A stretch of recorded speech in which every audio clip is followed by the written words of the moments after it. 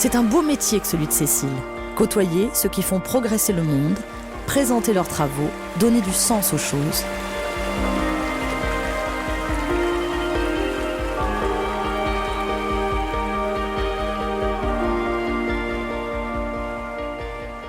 Pierre, je peux le voir à l'œil nu, le plancton, ou pas?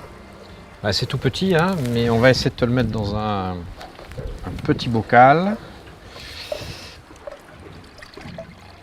D'ailleurs, tu vois que c'est rouge un peu? Ouais. Rouge crevette, hein. Voilà. Alors, si tu regardes bien, il y a un tas de choses qui nagent, plus ou moins grosses. Alors, il y a une base faite de petites crevettes. Il y en a pas mal, hein. Regardez la partie haute, on les voit sautiller là. Ouais, je vois bien. Et puis, au milieu de tout ça, on a à peu près tout ce qui vit dans la mer, mais à l'état de larve. Mais là, Pierre, il y a une concentration de vie Extraordinaire. extraordinaire. Et oui, oui. Alors, quand vous multipliez ça par la surface de l'océan, vous trouvez une masse de vie absolument faramineuse. Zooplancton, ça veut dire plancton animal?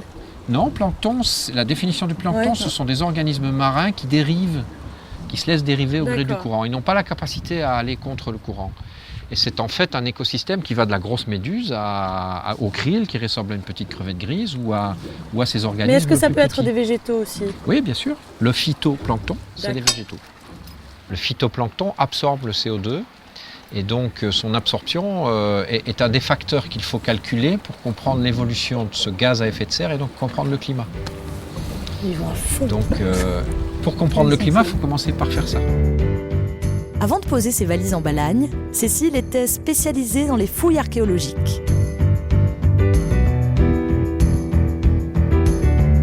Est-ce qu'à l'époque où tu écrivais pour Archéologia, où tu partais sur des chantiers de fouilles durant un an, tu ne gagnais pas mieux ta vie qu'aujourd'hui? Non, parce que j'ai jamais, jamais été... Non, j'ai bien gagné ma vie quand je faisais des sites internet.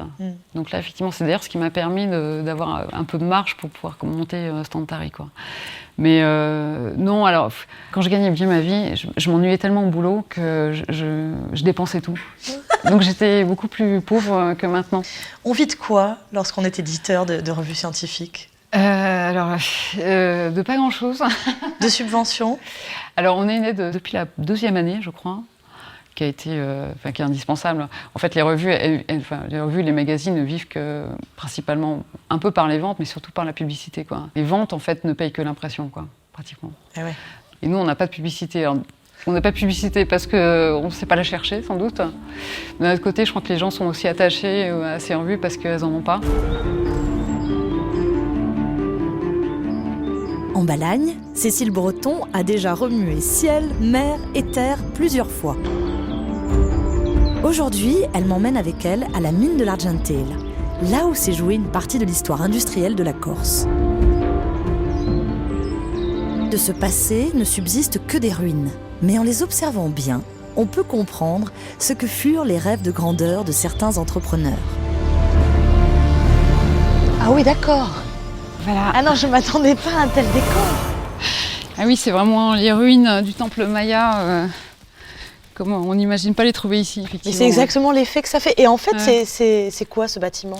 En fait, ça, c'est un énorme bâtiment qui servait à concasser le minerai quand on allait chercher tout là-haut, qui était du minerai de plomb argentifère. D'accord. Donc il y avait énormément de travail pour le concasser, le laver, pour obtenir le plomb, en fait, sortir le plomb du matériau, quoi. Donc on imagine qu'il y avait énormément de gens qui travaillaient ici. Oui, il y a dû y avoir pas mal de monde, et surtout c'est des bâtiments qui sont surtout un peu mégalos, c'est-à-dire qui sont démesurés par rapport à l'importance de la mine, quoi. Et ça a duré une 20aine d'années, le type qui a monté ça s'est ruiné. Voilà. Il a tout perdu. Ouais, parce que c'était pas assez riche, enfin, le gisement était pas assez riche. Enfin, en quoi ce lieu peut servir dans la recherche archéologique? Bon, en fait, l'archéologie et l'histoire, ils étudient la même chose, l'histoire des gens et des événements, etc.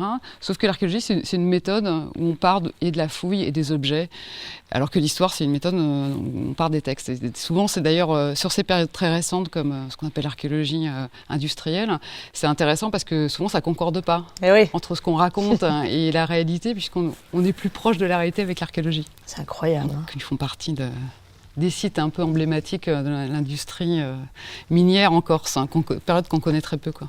On a un petit côté Indiana Jones, là. Ouais, là, on s'y croit. Hein. Ouais. On va se faire aussi quelques photos, peut-être. C'est pas facile de faire des photos ici. C'est beau, mais il faut un grand angle.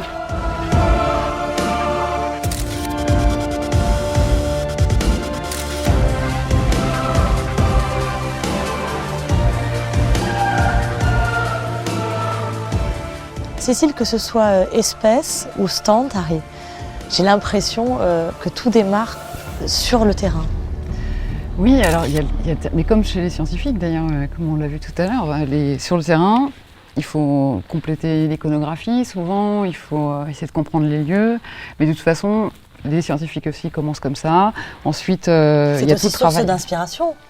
Oui, tout à fait. Ouais. Alors après, nous, effectivement, on peut ressentir des choses dans un lieu comme ça. Eux, ils y voient l'aspect documentaire. Nous, on fait rêver les gens aussi avec ça.